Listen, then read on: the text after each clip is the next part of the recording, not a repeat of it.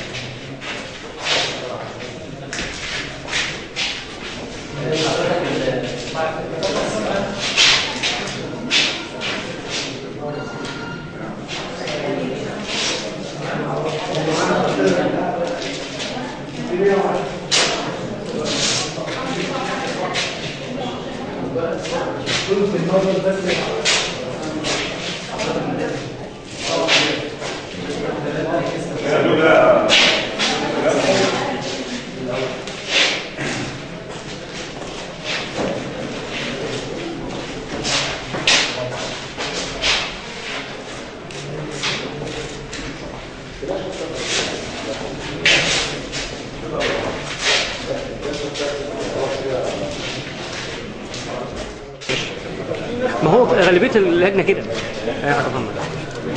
اتفضل اتفضل اتفضل.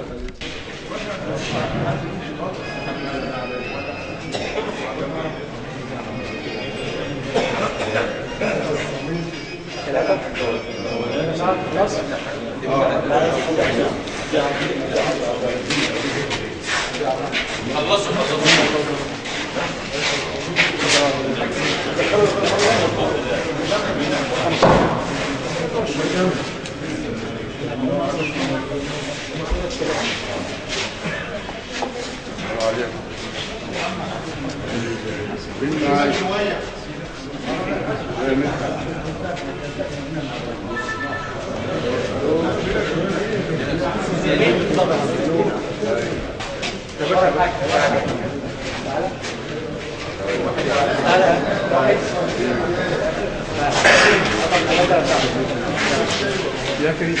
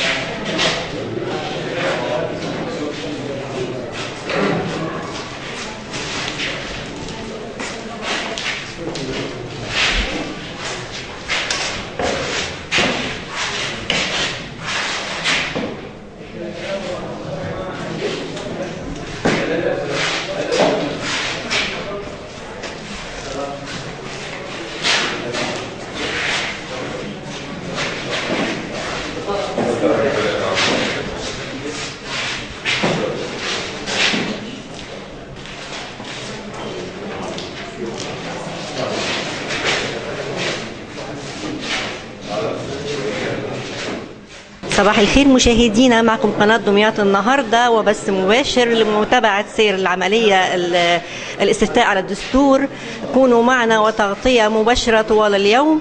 نحن الآن في المدرسة العسكرية لمتابعة سير الاستفتاء على الدستور.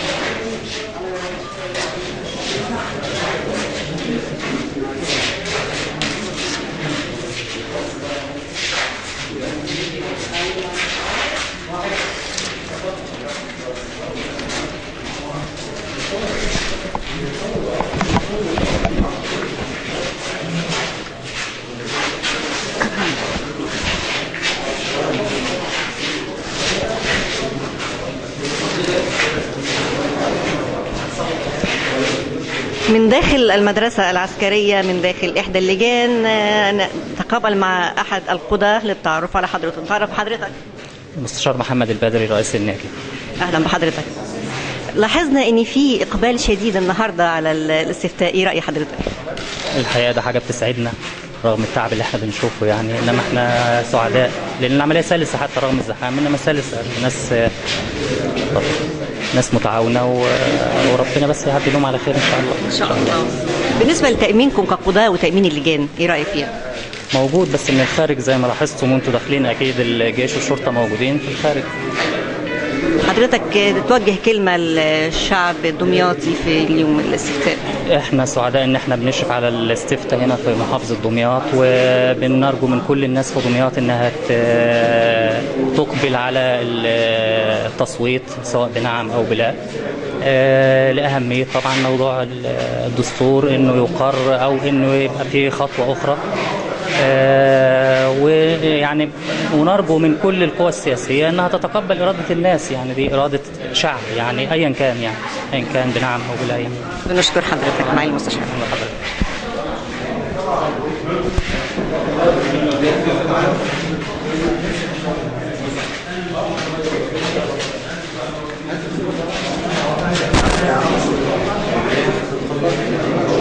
زي ما انتم متابعين معانا اقبال جماهيري شديد، يمكن ده بيحدث لاول مره في دمياط ان الشعب الدمياطي ينزل بكثافه لتصميم واصرار على عرض وجهه نظره وعرض رايه.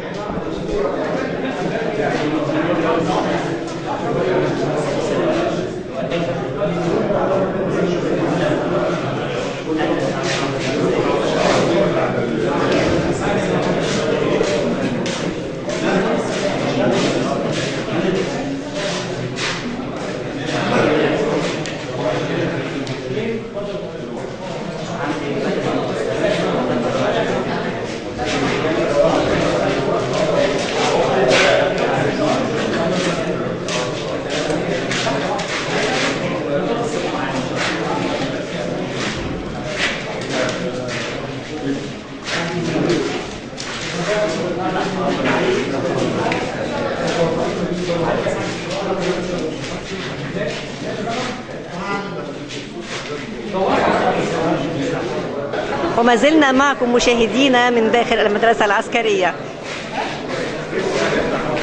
هنتعرف على الناس. حضرتك كلمي يا امان.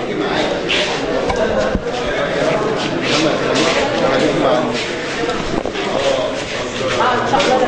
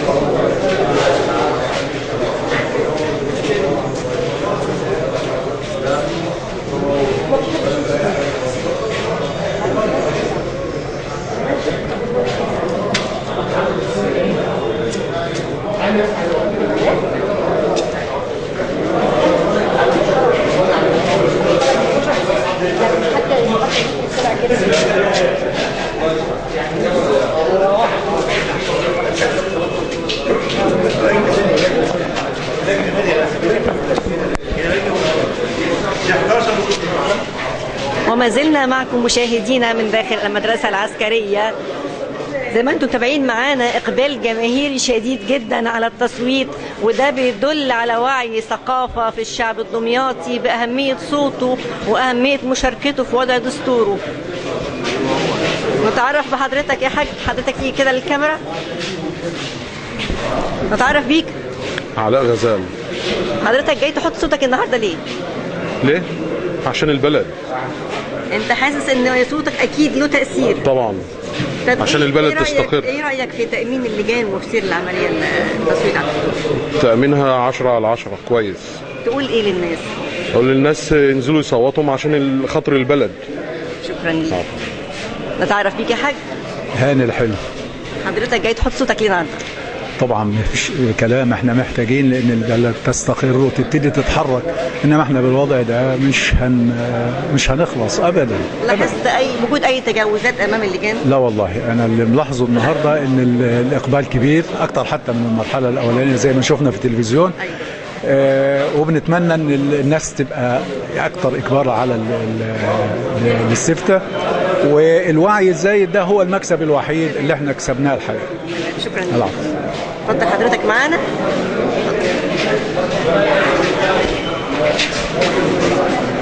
حضرتك اتفضل معانا. نتعرف بيك وشك للكاميرا بعد اذنك. انا علي سلكاوي. علي سلكاوي. اهلا وسهلا. حضرتك جاي تحط صوتك ليه النهارده؟ عشان نستقر في البلد. ايوه.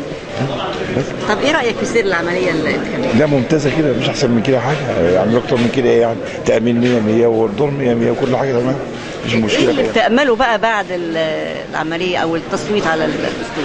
بامل ان البلد تمشي كويس ويبقى فيها ديمقراطيه وفيها قانون، كل واحد ياخد حقه في البلد بس مش اكتر ولا اقل. طيب لو كانت نتيجه الاستفتاء عكس ما انت عايز، ايه هيكون رد فعلك؟ انا هقبلها برضه، بس هيبقى في لجنه ثانيه ويعملوا له دستور ثاني، مش مشاكل. احنا قابلين كل حاجه. شكرا. نكون بالديمقراطيه وبس. حضرتك اتفضل معانا. اهلا حضرتك اتفضل. تعرف حضرتك؟ مجدي الحنفي المحامي. اهلا وسهلا. اهلا بيك. حضرتك جاي تحط صوتك النهارده ليه؟ انا جاي احط صوتي يعني ان هو واجب وطني على الكل، المفروض يخرج. طيب كل واحد يقول رايه. ليك مشاهده العمليه والله احنا سعادتك لسه بره، احنا ما دخلناش جوه. قدام اللجان هل لا معقول لا لا لا لا لا لا, لا التامين محترم والجيش دايما محترم في كل مكان يعني. يعني طالما هو الجيش المتحكم هو اللي ما بيحصلش مشاكل. لو نتيجة الاستفتاء كانت عكس ما انت والله نتيجة الاستفتاء احنا هنقبلها لما تكون حاسين ان هي نتيجتها فرزها محترم، رصدها محترم، بخلاف ذلك مش هنقبلها.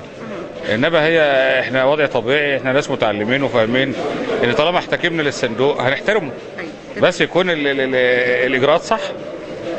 بنشكر حضرتك. يخليك منورنا. ولسه مكملين معاكم من داخل المدرسة العسكرية، كونوا معنا.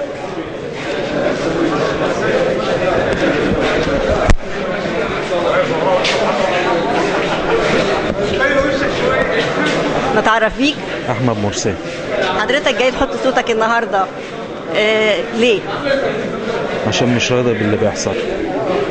طيب ايه رايك في سير العمليه النهارده؟ هل انت شايف ان في تامين كويس، ان في تجاوزات امام اللجان؟ لا العمليه كويسه وماشيه تمام.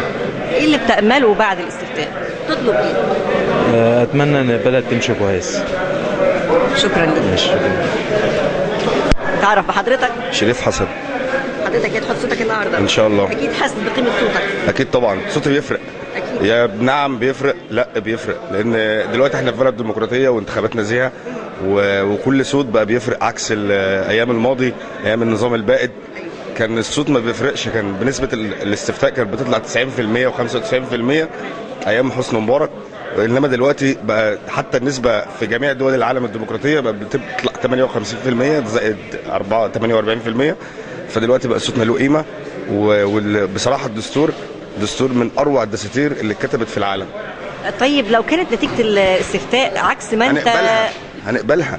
دي الديمقراطيه، لازم لو اتقال لا نقبل، ولو اتقال نعم نقبل، بعكس النخبه اللي هي بيسموا عليهم جبهه الانقاذ الوطني. لو انت حضرتك يعني ايه اللي بتامله بعد الاستفتاء؟ اللي بامله الاستقرار والاقتصاد والتنميه، تمام. والمستثمرين اللي بيخافوا يجوا مصر يخافوا يجوا عشان ما فيش دستور وما فيش تشريع وما فيش اي حد يديهم قوانين.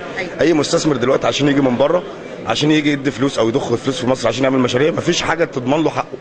فالدستور ده يضمن حقي وحقه وحق المستثمر اللي بيجي من بره عشان العجله تدور والدنيا تمشي. وبعدين دمياط بالذات كمان عامل الاقتصادي بتاعها بينام في قله الدستور وقله التشريع وقله القوانين، البلد نايمه، يعني البلد مش مظبوطه.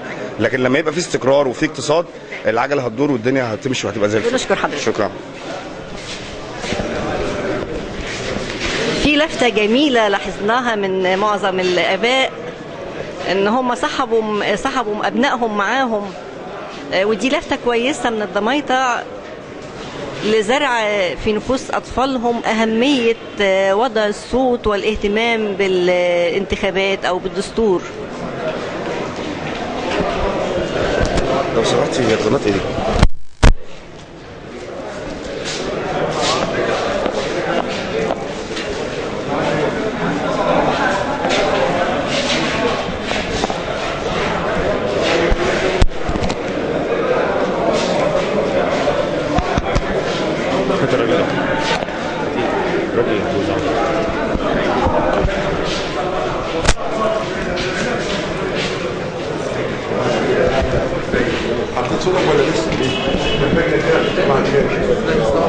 السلام عليكم يا حاج.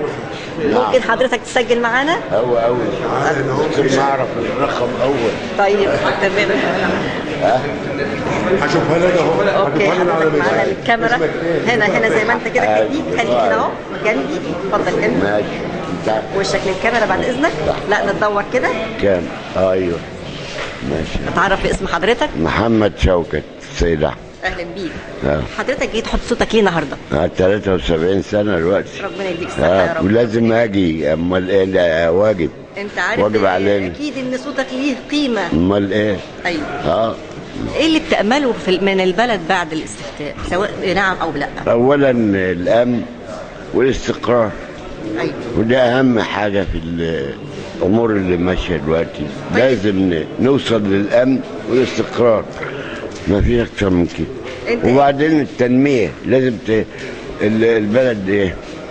تمام. انت اكيد ملاحظ تامين الانتخابات او سير العمليه على الاستفتاء، ايه رايك فيها؟ هل في تجاوزات لفتت نظرك؟ هل في تامين كويس؟ لا ما فيش كلام من ده ولا هو بس العدد اللجني كبير. ايوه. يعني 4000 صوت في كل لجنه كتير. هو كنا عاملين هنا اللجنه المفروض ما تزيدش عن 1000. ايوه 1000 صوت. وده التلفزيون ايه بقى بتاع قناه دمياط النهارده. ها قناه دمياط. ايوه يبقى 1000 مبروك. شكرا ليك يا حاج، شكرا ألف ليك، شكر. ميرسي جدا.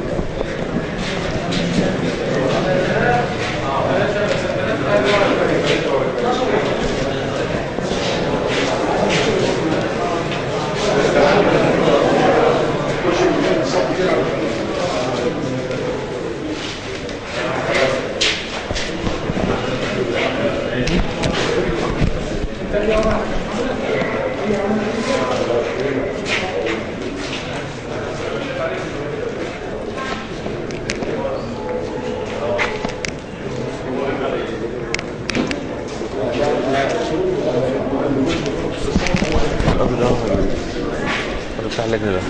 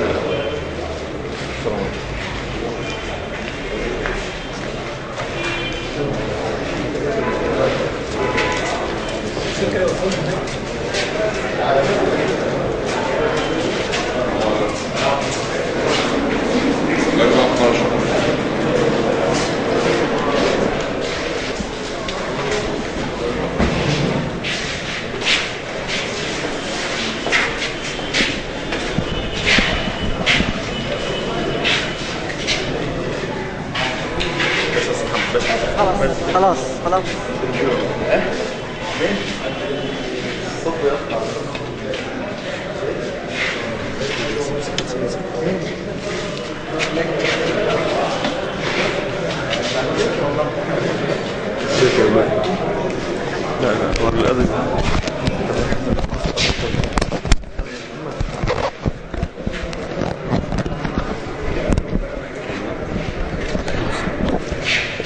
أعزائنا المشاهدين، ما زلنا معاكم في قناة دمياط النهارده وتغطية خاصة للقناة حوالين عملية الاستيفاء على الدستور المصري. نحب نتعرف بحضرتك. المستشار محمد المغلاوي، وكيل عام النيابة الإدارية. بداية يا فندم نحب نوجه لحضرتك الشكر على مواجهة كل الضغوط اللي حصلت لحضرتك ونزلت النهارده رغم الضغوط اللي حصلت على القضاة، فنحب نوجه لحضرتك الشكر باسم الشعب المصري كله. ثانيا، ايه اهم الملاحظات اللي انت شفتها النهارده على اللجان؟ والله هو في إقبال النهارده زي ما انت شايف بره، طبعا الإقبال كبير يعني، غير مرات كتير قبل كده ما كانش فيه إقبال. الناخب طبعا حاسس بأن عليه مسؤولية وبدأ يحس بمسؤوليته وبدأ ينتخب، يعني الناس بتتوافد بطريقة كويسة يعني أول ملاحظة لحضرتك النهاردة أن كان في إقبال وفي توابير حصلت في اللجان. طيب نقول لحضرتك تأمين الانتخابات وتأمين سير العملية الانتخابية حضرتك شايفها ازاي النهاردة؟ طبعا تأمين السير كويس جدا، والشرطة متعاونة والجيش متعاون وبيبذلوا مجهود كبير يعني. طب رصدت حضرتك النهارده اي مخالفات من اي حد او من اي نوع؟ لا مفيش مخالفات، والجمعيات بتاعت حقوق الانسان والمجتمع المدني كلها بتتعاون معنا وبتمر باستمرار وبتطمن على العمليه الانتخابيه. شكرا يا فندم، جزاك الله خير. شكرا.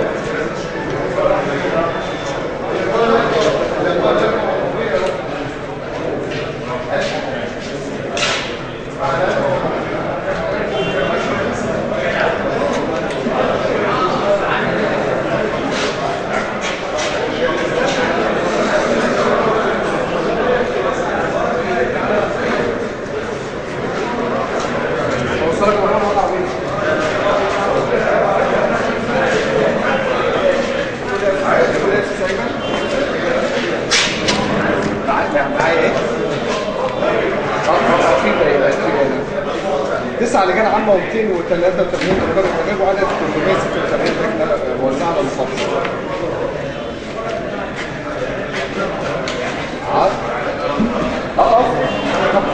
طب انا عايز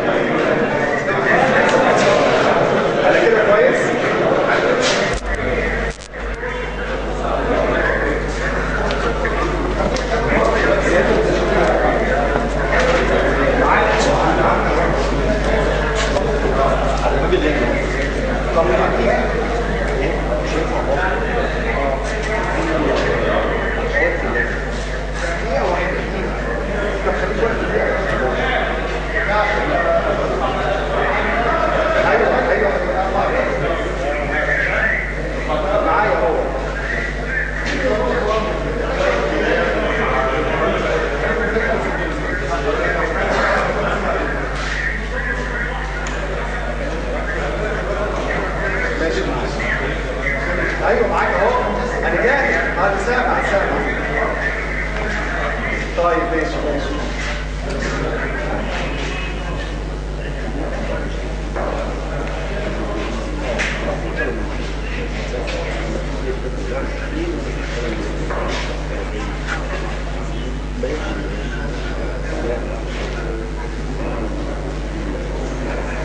السلام عليكم وبركاته. ازيك يا عاصم؟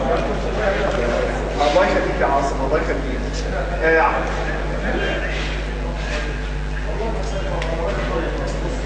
انا بنقل صوره من محافظه دمياط. بنلاقي اقبال كبير جدا من المواطنين في محافظه دمياط. اقبال منقطع النظير يا عاصم. شايفين من الساعه 8 صباحا المستشارين موجودين في اللجان، المواطنين واقفين طوابير طويله جدا. شفنا الطوابير اللي خارجه حوالي يمكن 400 متر و500 متر. المنظر ده ما شفناهوش قبل كده في اي انتخابات سابقه. احنا شايفين او عارفين ان محافظه دمياط بتضم 9 لجان عامه، وبتضم ايضا 238 مقر انتخابي، وعدد 886 لجنه بيتم توزيعها على مدن المحافظه. وانا بيسعدني وانا بنقل لجنه الصوره من مدرسه دمياط الثانويه العسكريه، وسعدنا ان يكون معنا ومعكم المستشار محمد المغلاوي وكيل عام النيابه الاداريه. سياده المستشار من فضلك هي واحده. برحب بالمستشار محمد المغلاوي رئيس المستشار.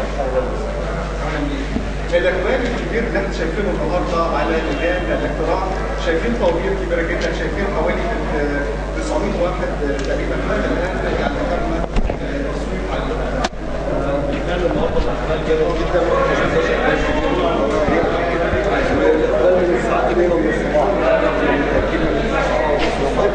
في اقبال كبير يعني. دول هنا؟ انا عملت معاهم سجل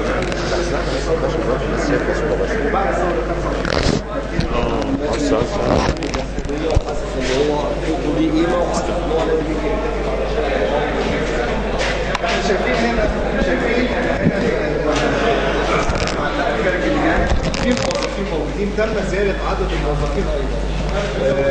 هو احنا خصصنا موظف اللي هو الموظف الاحتياطي من كل لجنه بياخد نسخه من الكشوف وبيبدا يشوف للناخب رقمه علشان يلاقي الدكتور على حسب يلاقي رقمه.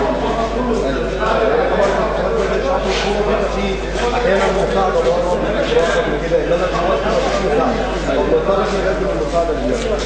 كلمني الناس بياخد وقت قد ايه لما بيدرس قوات الجيش والشرطه بينظموا العمليه الانتخابيه وتحديد الحكومه. الدقائق اللي ممكن الناخب بيستغرقها داخل المجلس. هو الناخب بياخد اقل من دقيقه، يعني هو بيدخل مع الرقم، احنا بنسيب مثلا الكشوف هي بره بياخد الرقم بتاعه بيدخل. يعني هو ما بتستغرقش العمليه دقيقه واحده للناخب. الزياده دي نتيجه زياده عدد العدد، انما هو ما فيش تعطيل جوه اللجان، هو بيدخل بالرقم بتاعه، بنتاكد من بطاقه الرقم القومي ورقم مطابق، وبنكمل الرقمين بتوع الرقم القومي، وبيمضي الناخب وبياخد ورق من رئيس اللجنه ورق الانتخاب، وبيدخل طبعا يكتب صوته وبياخد صوته في الصندوق، وبعدين يخرج يحط صباعه في الحبر الفسفوري وبيمشي. عفوا، احنا شايفين فعلا سياده المستشار محمد المغلاوي وكيل عام النيابه الاداريه رئيس لجنه 12 اللجنه العامه بالسنه العسكريه. الو الو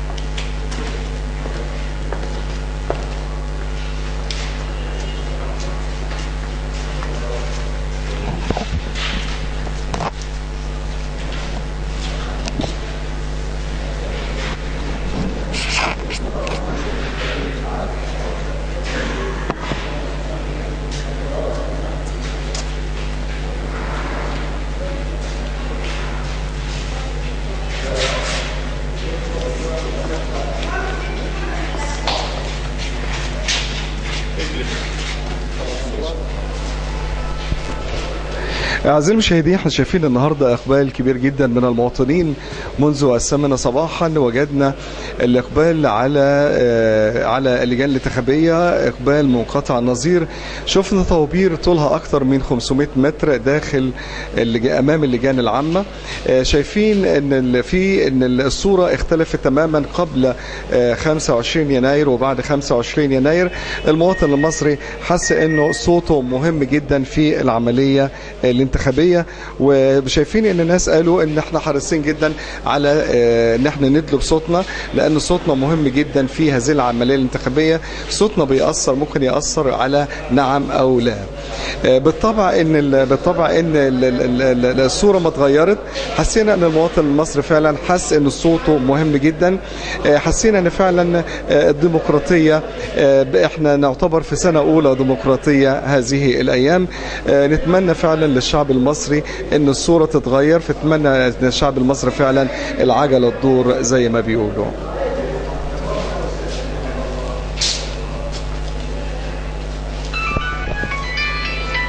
اهو بيتصلوا معهم، ايوه استاذ ايمن. دلوقتي انتوا جاهزين للموجز؟ يعني هناخد حاجه للموجز ولا عشان امشي؟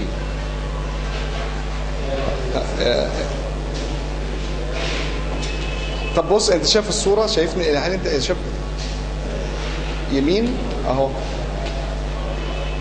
ما هو اليمين اهو. ما هي ايمن. كده كويس؟ طيب خلاص ماشي ايمن، ماشي حبيبي، ماشي، باي باي، مع السلامه. ايوه خليك واقف هنا. لا من ده، ما هو ده اللي من ده. لا اصل الموجز مش عايزين اي حاجه تطلع غلط. هي دقيقه او دقيقتين. لا هي دقيقه او دقيقتين، مش هنطول اكتر من كده. مش مشكله، يعني حتى لو زلنا نستحمل الدقيقه دي.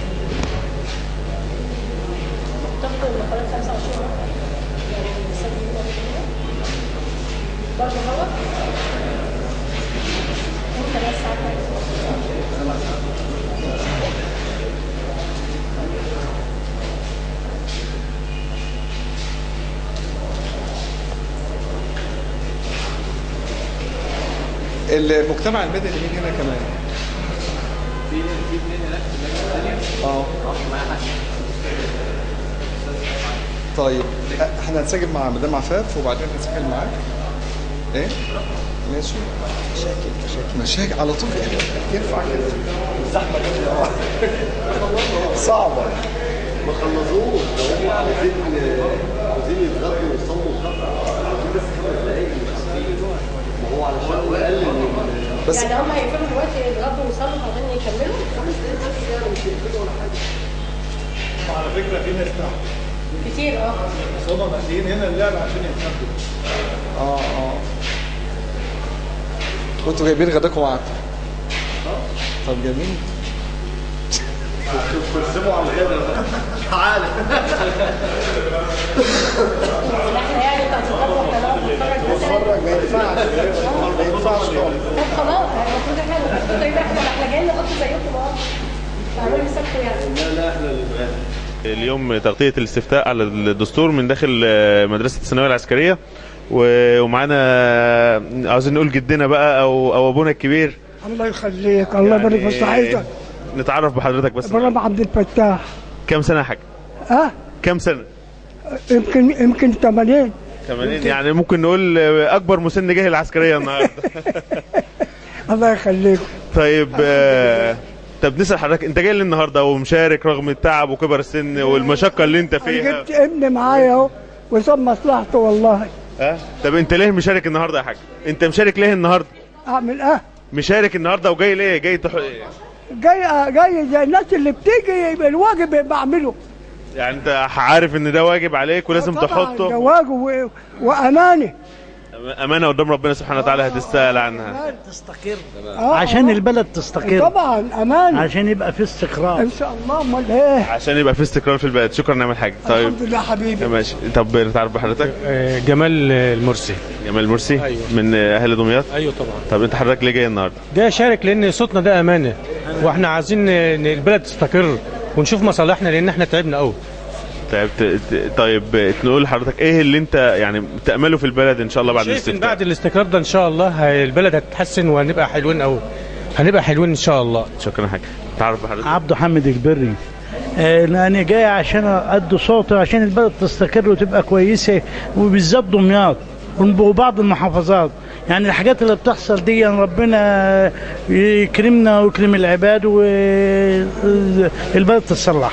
طيب لو قلنا لحضرتك النهارده يعني ايه رايك في دعوات المقاطعه اللي احنا شايفينها بقالنا اسبوعين، ان الناس تقاطع الاستفتاء، لا تنزل تقول نعم او لا، فانت ايه رايك حضرتك؟ هو الحقيقه النهارده الناس كلها حاضره سواء نعم او لا، كله جايب حريته وبيقول رايه، ما فيش اي حاجه. احنا يعني الاجواء في منتهى الهدوء وسليمه وكله بيقول رايه يعني سواء بنعم او بلا. يعني انت حضرتك النهارده بتقول ان انت جاي حاجه كويسه، جو صحي للبلد، ان كله بيدي برايه، جاي من غير تاثير عليك، جاي ما فيش اي تاثير، ما فيش اي تاثير، ما رصدتش اي تجاوزات على حضرتك؟ ما فيش اي تجاوزات.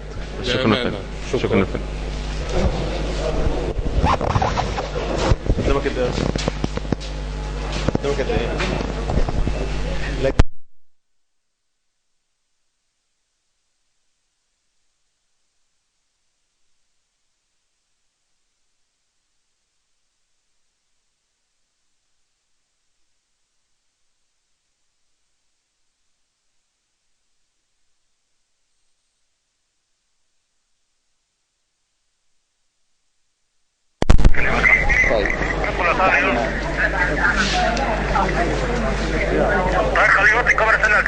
بتقول ايه؟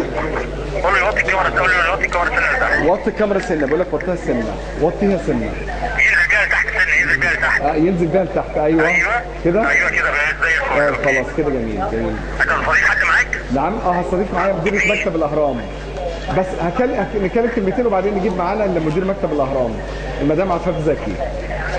الصوت ما بيبقاش حلو يا طارق. ايه؟ ماشي اوكي، خليك معايا. ماشي.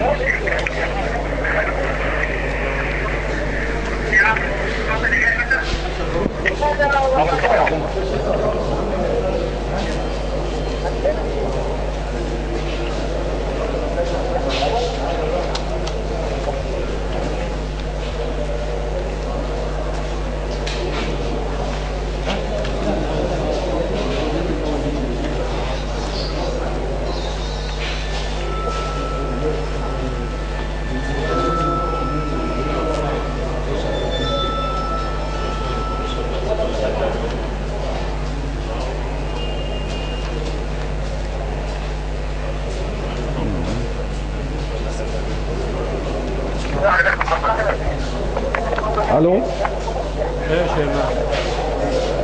العسكري.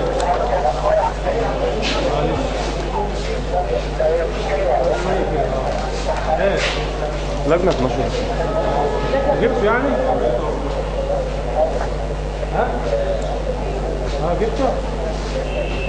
ايوه. حلو. طيب.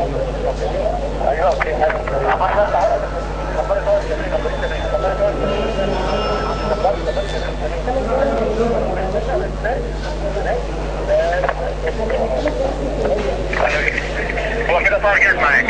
نعم. خالد طارق خلينا. خالد يا معاك خالد. صراحة دمياط.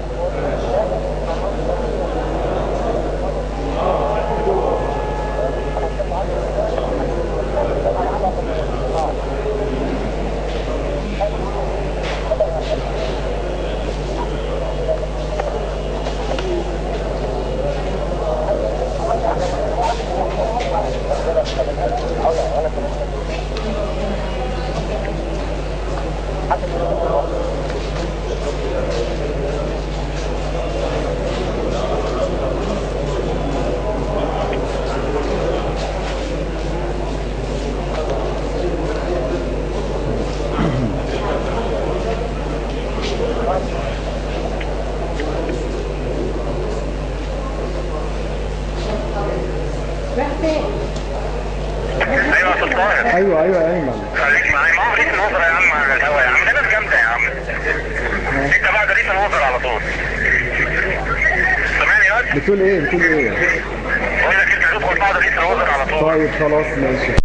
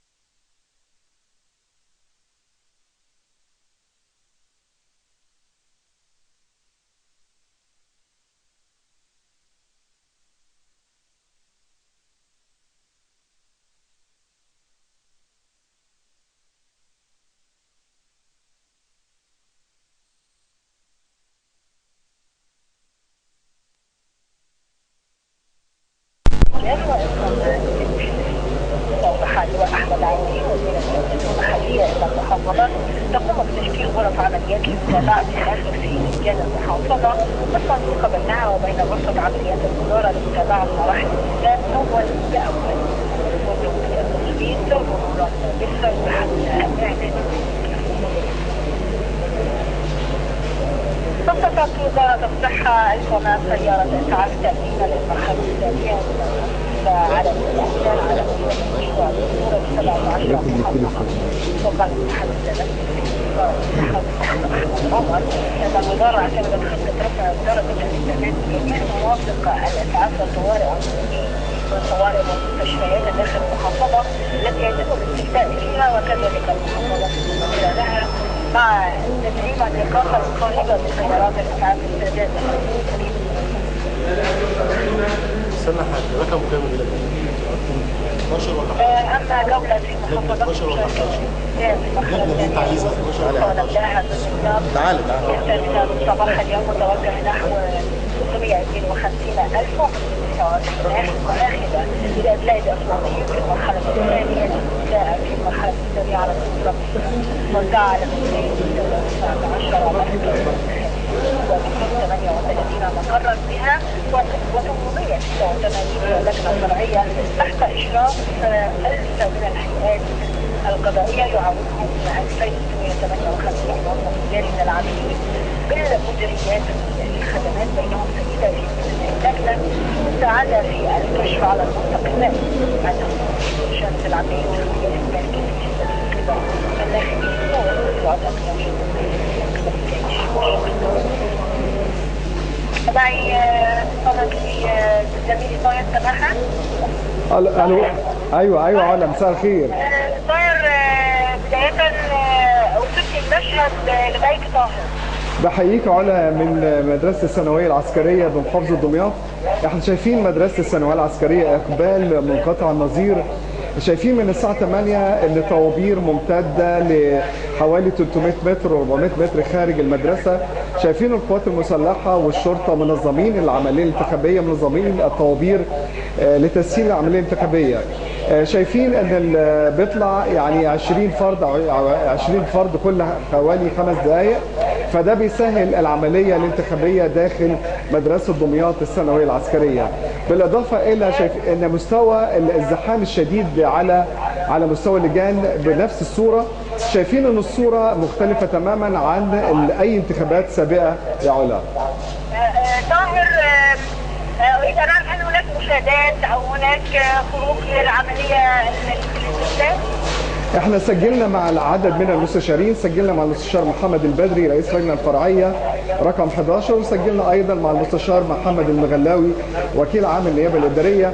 ما فيش اي تجاوزات، ما فيش اي خروج انتخابيه موجوده شاهدناها هنا في محافظه دمياط، الا تقريبا في السر كان غياب الحبر السري وتم تدارج هذه المشكله بسرعه.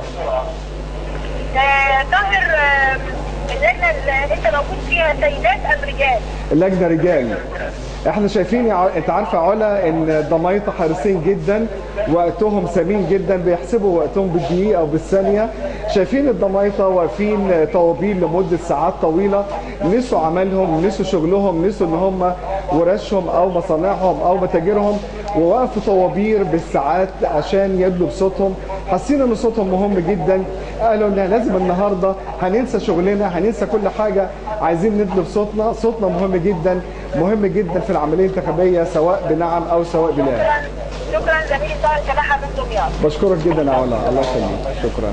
ننتقل من محافظه دمياط الى محافظه أعزائي المشاهدين، يسعدنا أن يكون معنا ومعكم الأستاذ عفاف زكي، مدير مكتب جريدة الأهرام. أهلا بك يا أستاذ عفاف. أهلا بك يا فندم، كل سنة وأنت طيب. ويعني إحنا فرصة سعيدة إن إحنا النهاردة سعداء جدا باللقاء دوت وبالمنظر اللي إحنا شايفينه، وشايفين فيه تقدم جامد جدا. لأول مرة بشاهد المنظر ده والطوابير اللي واقفة دي، والناس اللي عندها استعداد عشان تيجي تحط صوتها سواء بنعم أو بلا. لكن في حرص شديد قوي قوي، وخاصة من المرأة كمان في حرص شديد أنا ما لاحظتوش قبل كده في انتخابات قبل كده او لجان. الاستاذ عفاف زكي مدير مكتب جريده الاهرام، المواطن المصري تقريبا اتغير، يعني قبل 25 يناير كان حاجه، بعد 25 يناير الصوره اختلفت.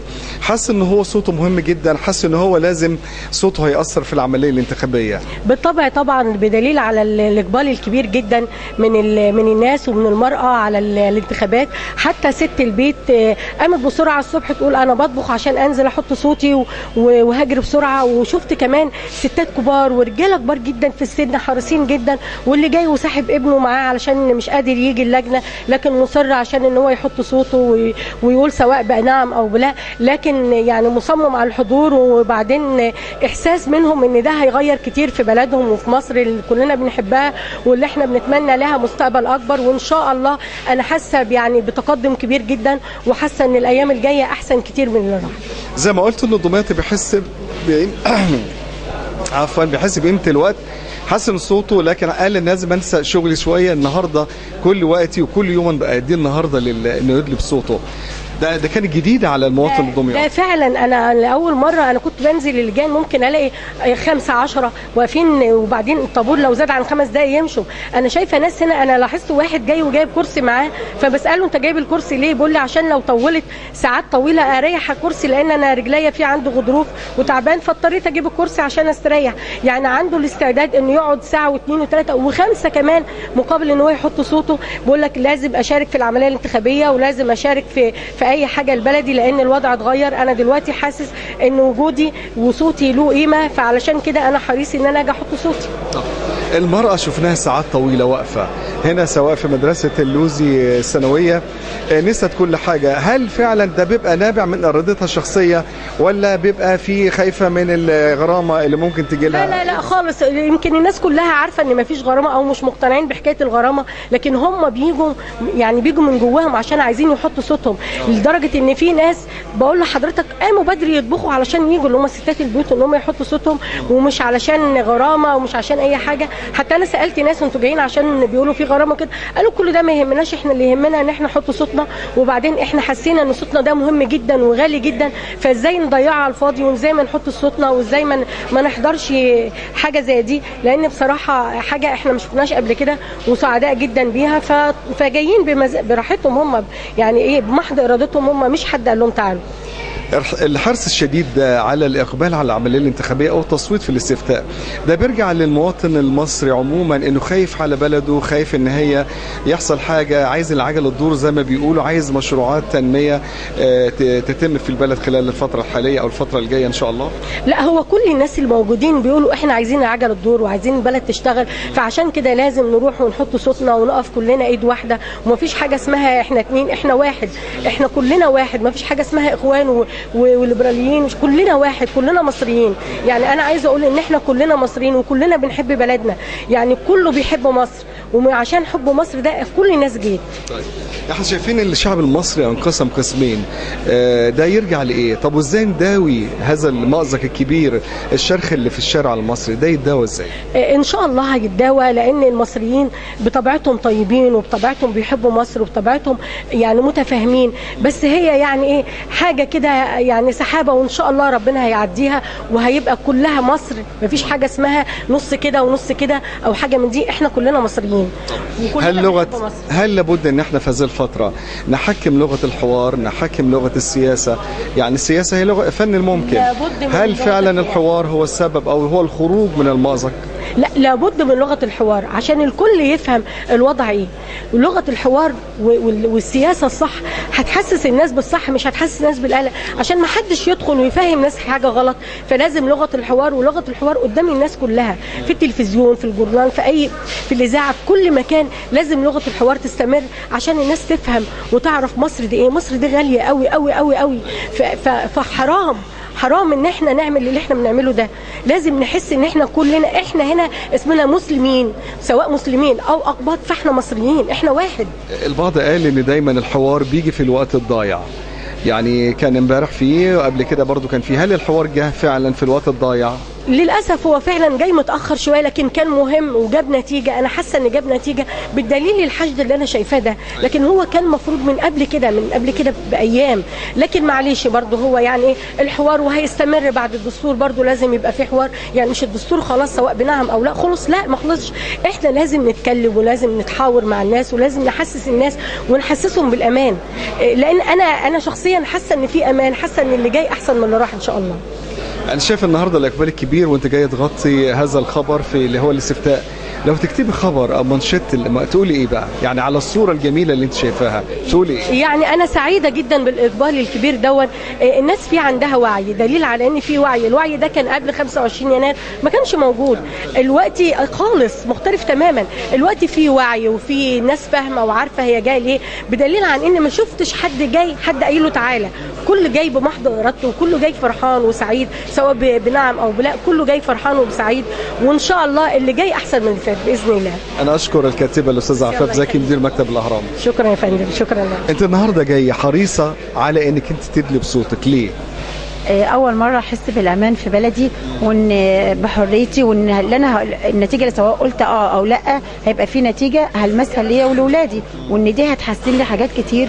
ودستور بلدي طبعا ده اهم حاجه. يعني لو انا مش هاجي في دستور بلدي هاجي في ايه؟ طيب طبعا الست هاديه جدا. يعني الست اللي سابت البيت ووقفت ساعات طويله، ده يرجع ليه؟ هل حبها او اصرارها على انها تدلي بصوتها، وان حاسه ان صوتها مهم جدا، ممكن صوتها يغير في العمليه الانتخابيه؟ طبعا تاكيد. والست حاسه ان هي الوقت لها صوت طبعا مفعل، وان في تجديد هيجي من صوتها، ده هيبقى في نتيجه كويسه طبعا.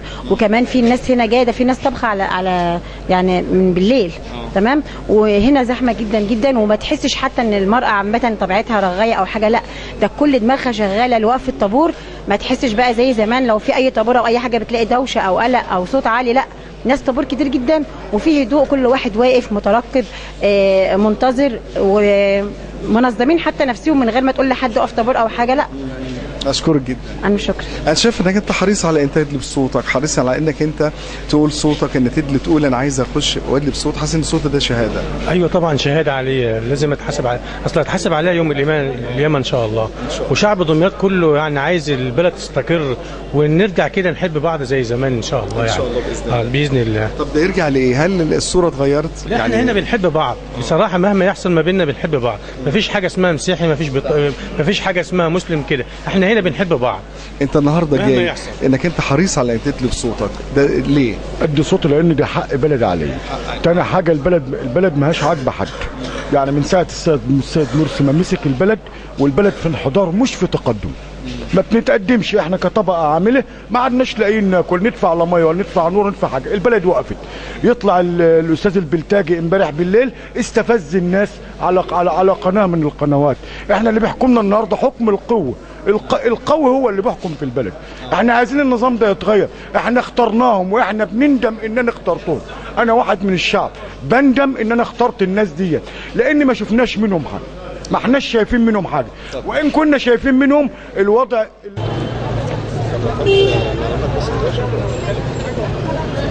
ينفع نتحرك قدام لو هتقعد تعمل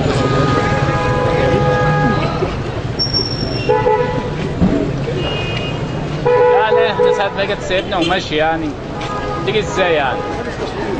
ده يا باشا ده انت النجم بتاع التصوير. ازيك يا باشا؟ عشت يا باشا.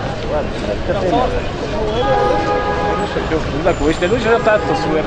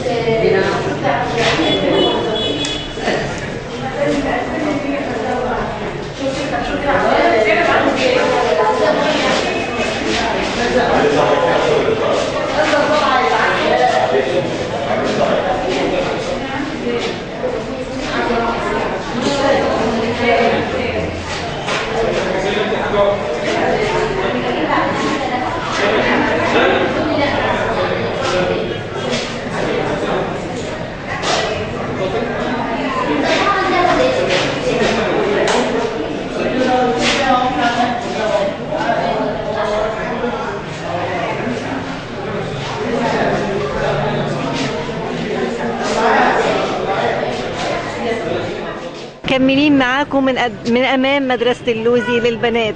نتعرف بيكم. عندنا محمد ابو سمر. وحضرتك؟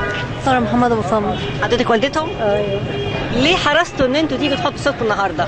عشان اللي احنا شايفينه دلوقتي، عايزين الوضع بقى يتحسن لان عايشين في كده مش كويسه كده يعني. ايه رايك في سير الاعمال الانتخابيه النهارده؟ كويسه الحمد لله.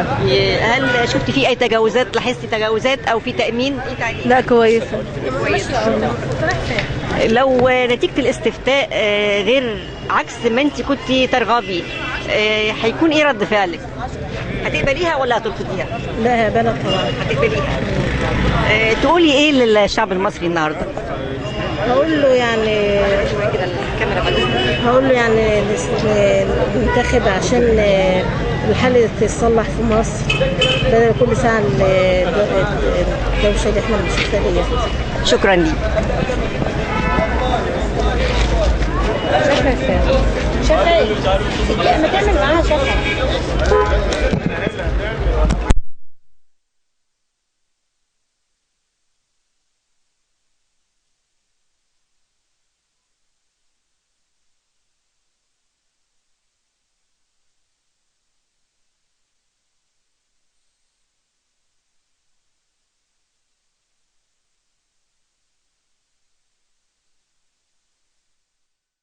زي ما انتم شايفين معانا في اقبال من الفتيات والسيدات على تصميم، على حط صوتهم واختيار الدستور المصري. معانا مجموعه من الفتيات الجميلات، نتعرف بيكم. ندى. عزة. ليه صممتوا تحطوا صوتكم النهارده؟ انا صراحه اول مره انزل النهارده، بس بجد يوم جميل جدا وفي نظام وكده، ونزلت يعني اشوف ايه الوضع وكده يعني كان لازم عشان اول مره انتخب يعني ادلي بصوتي او كده، ان انا يعني اثبت وجودي، ان انا بقيت مواطنه فعلا موجوده يعني، وليا حق ان انا اعمل او لا، او يعني اعترض او كده، ويعني اللي ربنا شايفه بقى كويس. حاسه اكيد بقيمه صوتك؟ طبعا، يعني احس ان هو هيفرق في الكم الفظيع ده بالنسبه للناس اللي قالت او لا، ويعني يا رب ان شاء الله يعني يبقى الخير هو المكتوب ان شاء الله. ايه اللي بتأمليه في الدستور؟ انا نفسي والله يبقى يعني هو دستور يا ريت تكون حاجه يعني حلوه للبلد وكده، وتفيد مصر يعني وكده، ونتقدم بيها. والله بجد نفسي ان شاء الله يعني حاجه تفيد البلد ان شاء الله. ان شاء الله. شكرا لكم.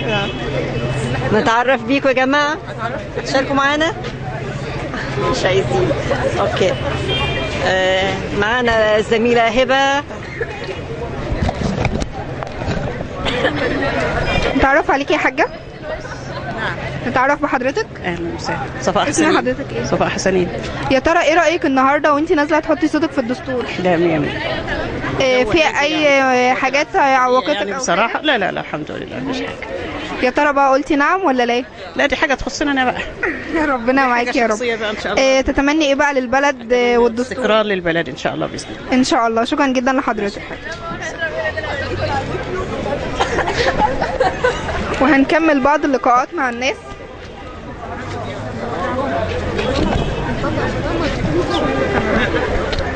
نتعرف بحضرتك؟ كلمي ماما. ارجعي ورا.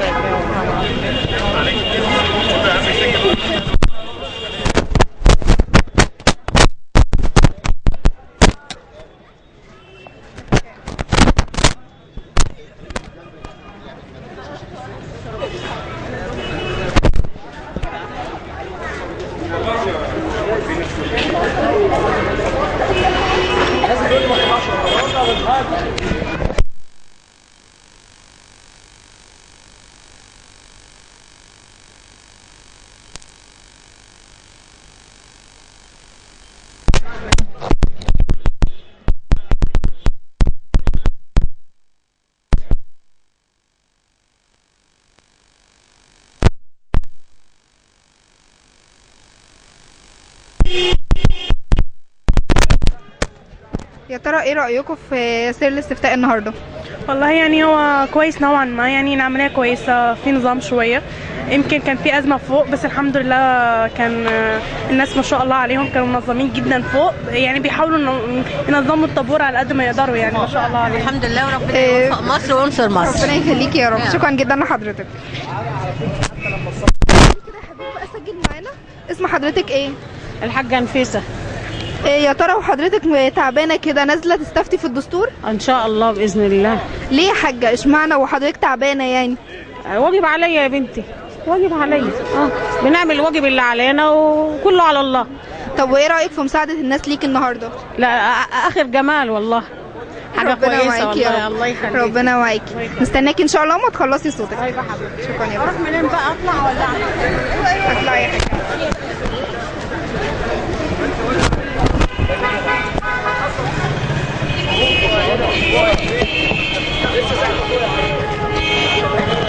انت ورا يا عم الحاج، انت ورا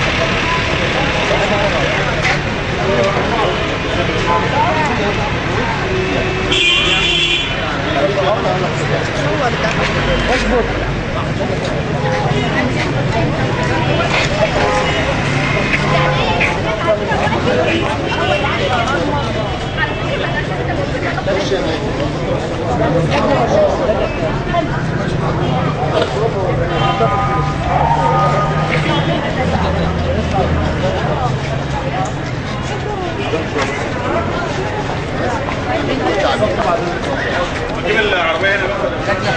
طيب هجيب العربية. تعالى صور يا عبد الرحمن يا ابني. خليه صور. كده تعالى ماشي.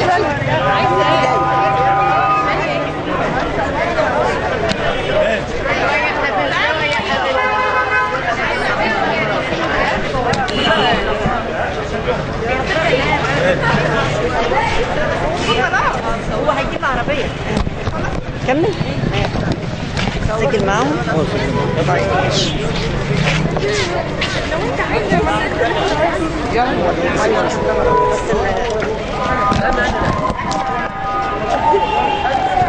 لا يصورك. اوكي كده. خشوا بقى الصف اسكتوا بقى يا جماعه. اوكي كمان ورا شويه. تعالي كده. تعالي ورا شويه يا حاجه كده. يلا نتعرف بحضرتك. مدام سمية محمود الدين. حضرتك جايه تحطي صوتك النهارده؟ ليه جايه مصممه انك تحطي صوتك النهارده؟ عشان عايزه الاسلام بقى الناس ترجع لربنا. وانت شايفه ان صوتك اكيد له تاثير وله قيمه؟ والله سبحان الله، يمكن هو اللي يكون ينجح القيمه، يعني مثلا النسبه مثلا تزيد. أيوة. طب ايه رايك في سير الاستفتاء النهارده؟ في تجاوزات، في تامين كويس؟ لا الحمد لله، يعني ربنا بس يصلح حال المسلمين يا رب، ويرجعوا لدينهم ولايمانهم، والاسلام مش وحش والله. شكرا ليك.